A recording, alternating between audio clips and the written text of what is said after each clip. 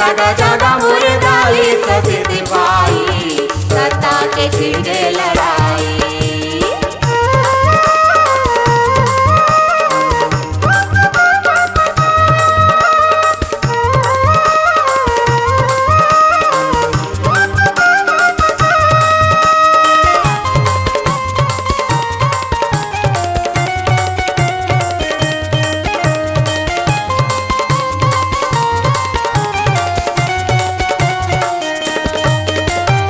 आजाद देश के गुलाम भाई जागा, सोवत में सब छीन गे है नींद अब त्यागा, सोवत में सब छीन गे है नींद अब त्यागा।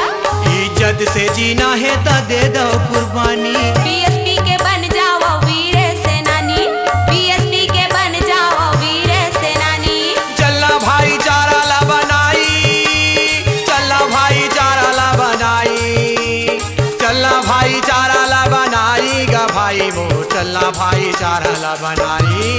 जागा जागा गा, जागा जागा मोरे दाली शोषित भाई, सत्ता के छिड़के लड़ाई। जागा जागा मोरे दाली शोषित भाई, सत्ता के छिड़के लड़ाई।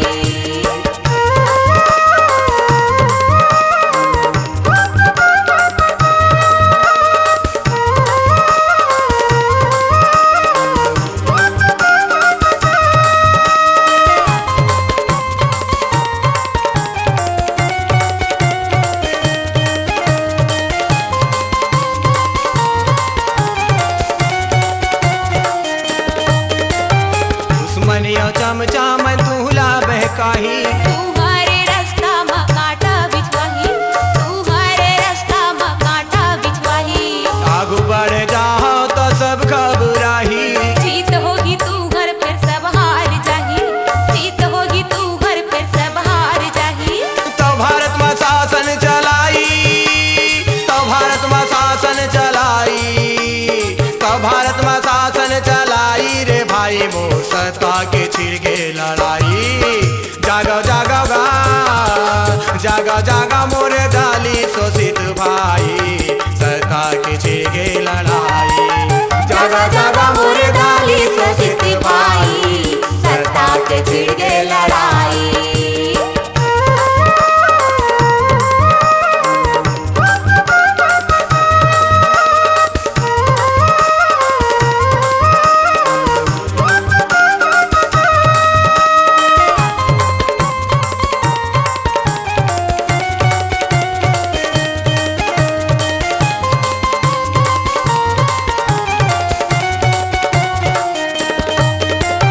बांध ले कफन भैया बन जा दीवाना, सच्चा तमन्ना ले छोड़ दो बहाना, सच्चा तमन्ना ले छोड़ दो बहाना।